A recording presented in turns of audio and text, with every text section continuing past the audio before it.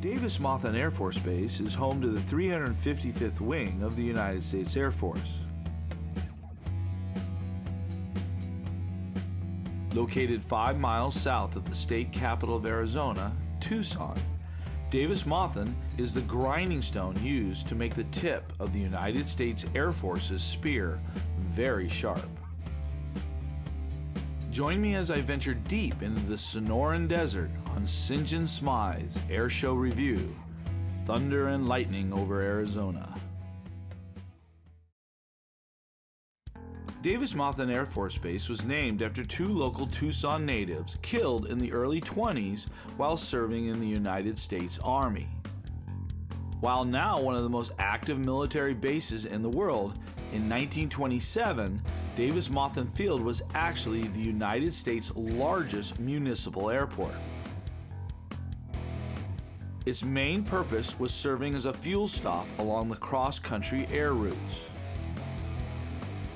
Both civilian and military aircraft utilized Davis-Monthan Field until military necessities required total annexation of the facilities in 1940. The base was used by the 1st Bomb Group as a B-24 and later a B-29 Super Fortress training facility.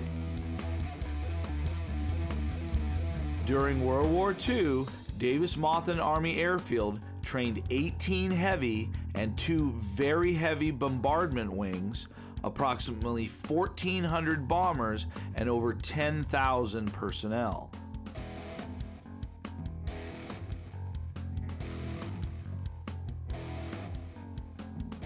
When Japan signed their surrender ending World War II, Davis-Monthan was immediately turned into a storage facility for unneeded aircraft and as a German POW camp until March of 1946.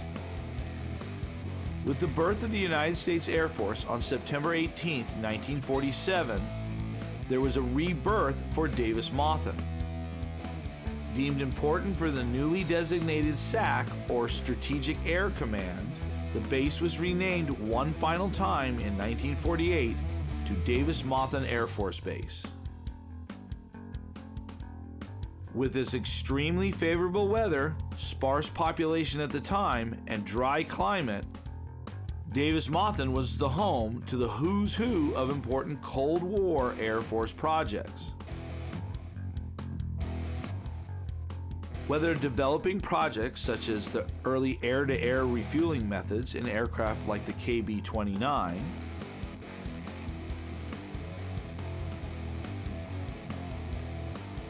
being the home base for the B-50 Lucky Lady 2's around the world flight,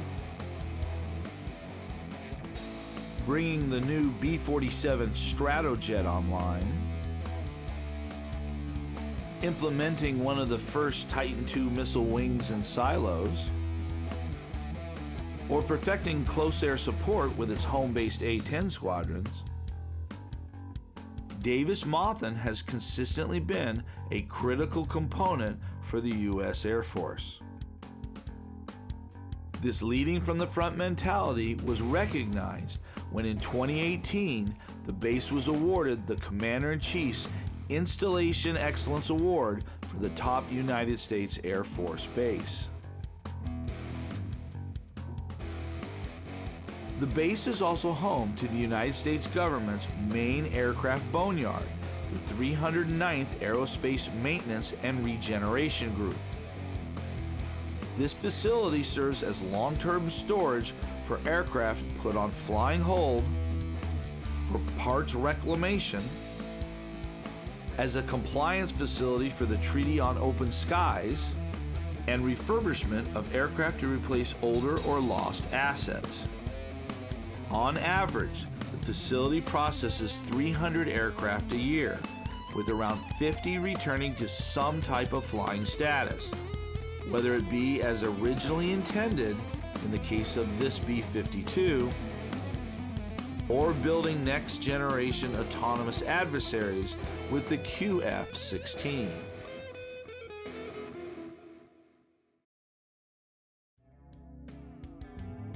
After entering the airshow, I was totally surprised by the large aircraft that were brought in from California. Each of the Air Force's operational air-to-air refueling and cargo aircraft were impossible to ignore, even when you were hundreds of meters away. The static displays were generally of 4 different varieties: U.S. Air Force aircraft, aircraft in long-term storage at AMARCs towed in from the boneyard, local and state police search and rescue aircraft, and private aircraft enthusiast organizations. Example on aircraft display included a C-17 Globemaster, F-16 Fighting Falcon, KC-135 Stratotanker, KC-10 Extender, A-10 Warthog, MC-130 Combat Talon II, MH-60M Special Operations Blackhawk, MQ-1 Predator, the Embraer 314 Super Tucano, Beechcraft Texan II, T-38 Talon, T-1A Jayhawk, B-52 Stratofortress, C-5 Galaxy,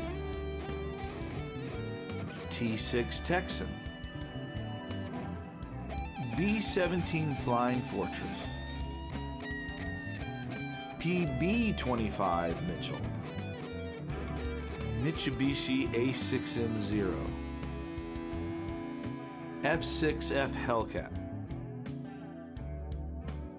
Yak-52, UH-1 Huey, a really pretty U.S. Customs and Border Protection UH-60. There were a pair of F-22 Raptors on display, but at such a distance that they were only valuable as a selfie background. Anytime you finish with the Thunderbirds or Blue Angels, properly building to that level of intensity is hard to do, and Thunder and Lightning over Arizona attempted an unconventional strategy.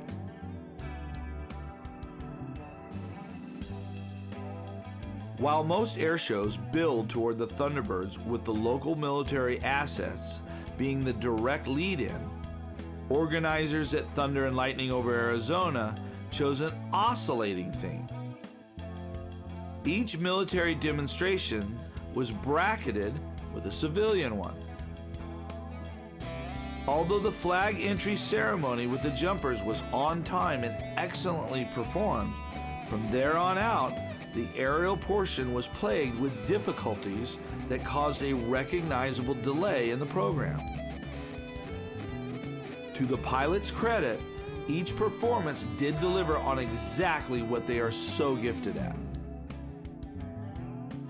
Although everyone is in awe at the fighter jets screeching across the sky, it is always fascinating to watch a first-timer air show attendee marvel at the aerial dance put on by the C-17 Loadmaster. This 290-ton flying elephant is able to do things that it really shouldn't, and yet it does.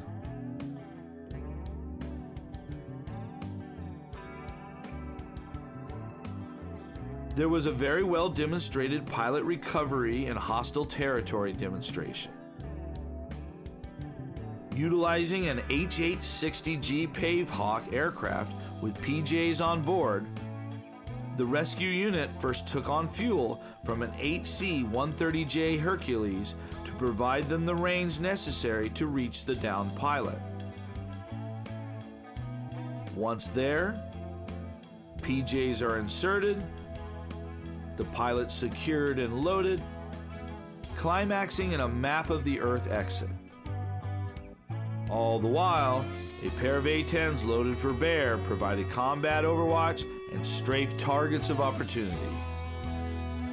A considerable stealth presence was felt, with both the F-35A and F-22 being showcased in brief presentations before joining up with an A-10 Thunderbolt II and a gorgeous F-86 as part of the Heritage Flight. This was my personal top moment of the air show.